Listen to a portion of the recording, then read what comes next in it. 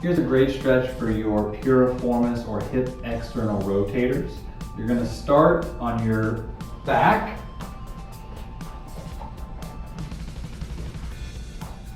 All right, so I'm going to have my lower back nice and neutral. I'm going to start with my left leg. I'm going to hook my ankle onto my right knee. Now, the first thing that I do with this is I grab the top of my left knee and I'm going to pull up and slightly over towards my left shoulder. Now for me, that starts to turn on the stretch back here.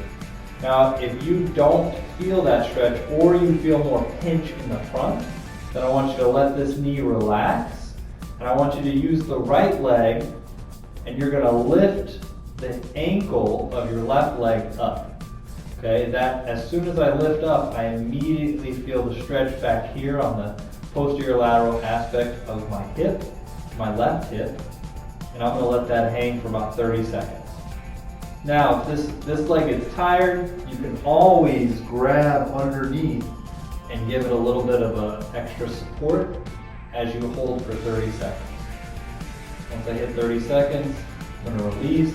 But I'm going to switch sides. I'm going to go right ankle to left knee. I'm going to relax it. I'm going to start by pulling up and over. And for me, I feel it on the back side here. If I feel a pinch, I'm going to let this relax. And I'm going to lift with my left leg. If I need more, I can come up here behind the knee and I can give it a little bit of a hold. Again, 30 seconds. We're trying to get some time under tension with the tissue and let it start to actually relax and stretch. I usually do about 3 sets, 30-second holds on each. This is a great exercise for separating the hips from the lower back. Oftentimes with a squat, as soon as we get into a squat or we start trying to hinge at the hips, our lower back starts to compensate as we go down. We immediately lose that separation where we can't initiate with our hips. So I want you to get on all fours. I'm going to have my knees a little bit wider than my shoulders. What I want to do is I want to do a cat-cow. So I'm going to go up, I'm going to come down, and then I'm going to level out right in the middle. Right? I shouldn't feel like my upper back is arched. I shouldn't feel like there's a dip in the low back, right? It should be right in the middle. Now I want to make sure that that stays there. I don't want it to look like child's pose where I'm coming like this. I want you to have a nice neutral spine. And I want you to sit the butt back onto the heels until you feel some tension. Now, you might not feel tension in the hips, but we're trying to sink into our hips so that we can improve our squat. I'm going to sink in like right now. I feel it in the hips. My back is fairly straight, right? I'm not rounding here. I've sunk down and now I'm coming back up. Now I've got my toes pointed down. You can start there. You'll probably get a little further and then you're going to go toes up. And then I want you to sink down and then you're going to get more ankle involvement in this movement. So I do at least 10 to 15 reps. And I don't go quick. I like to give it a little bit of a hold, a 5-second hold at the end. So this is a drill or a series of exercises I like to do in combination with each other, really targeting that posterior. Okay?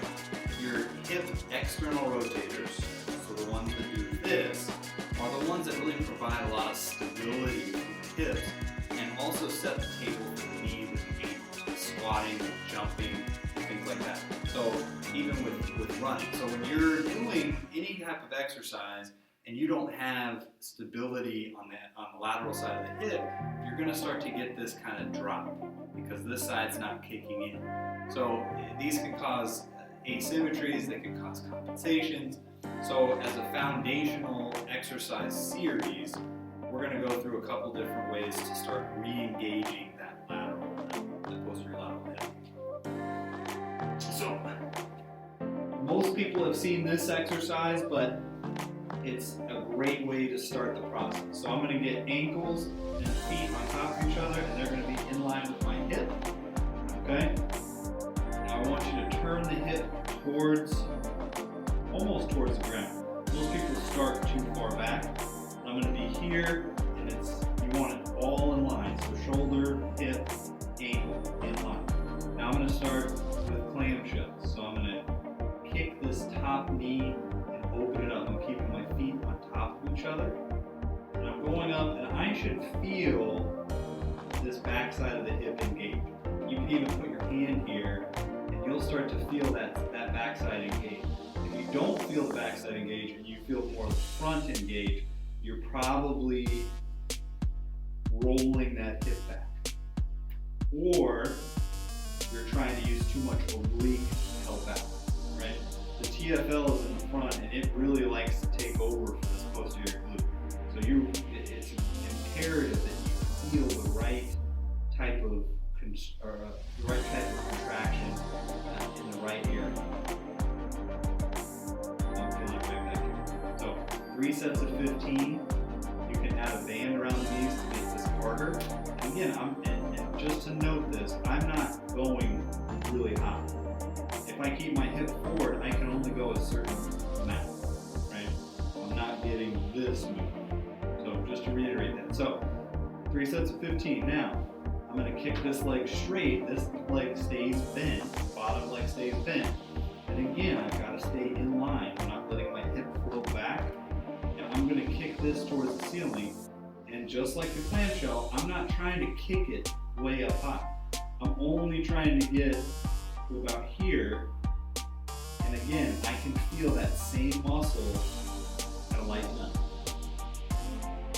Now, a lot of mistakes that go with this is this starts to get tired, so you start seeing this kick forward, right? That's TFL, that's hip flexor, wanting to compensate, right? Or I see this one where I'm trying to get my obliques in the core to get this thing to go higher. Lower that leg down. It doesn't have to go very high. You'll start to feel that burnout back here. Okay? And then you're going to get into a side plank position. So my elbows right under my shoulder blade. I'm going to pull my shoulder blades back and together. And then I'm going to lift up. So my hips come forward, not sunk back here. And I've got good space underneath there. I'm going to kick my top leg straight. I'm going to hold.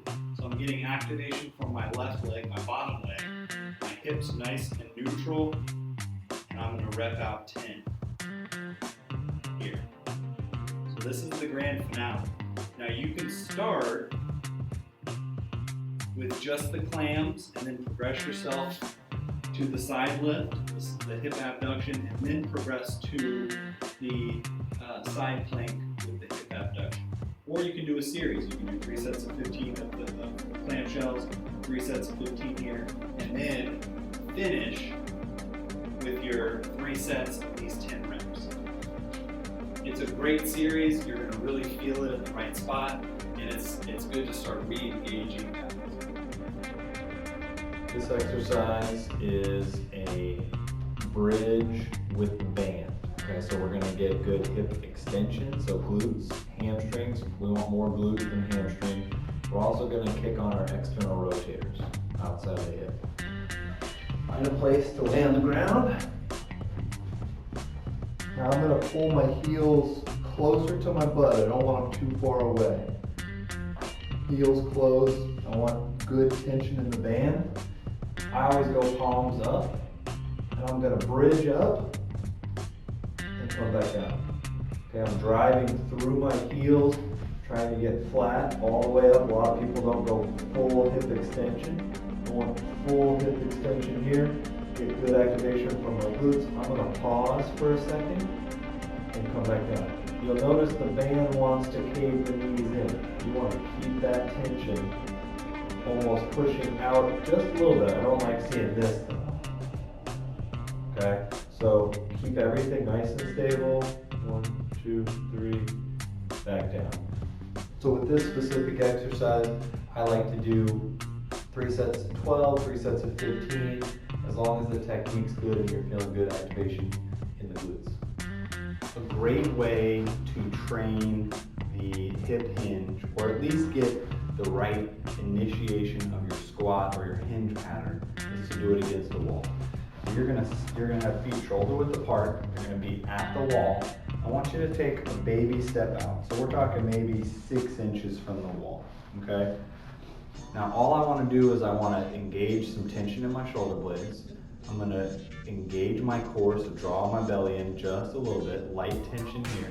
I'm gonna hinge at the hip, okay? I'm still breathing, I'm not holding my breath. Hinge at the hip, so I'm not touching the wall yet, okay? I'm just hinged, I'm not folded forward, okay? I'm hinged here. Now, we've engaged kind of, the glutes are in a good position to engage here. And now I'm going to actually bend the knees and have them track towards the toe, just slightly, and my butt should automatically hit the wall. So that's the initiation of a good hinge, a good squat, is it starts at the hip, okay? Then the knees. So this is a good thing, good pattern to retrain so that we're not getting this move, no hip, knees go way over the toes, and we're also not getting this rock back where it's all hip kind of skier squat.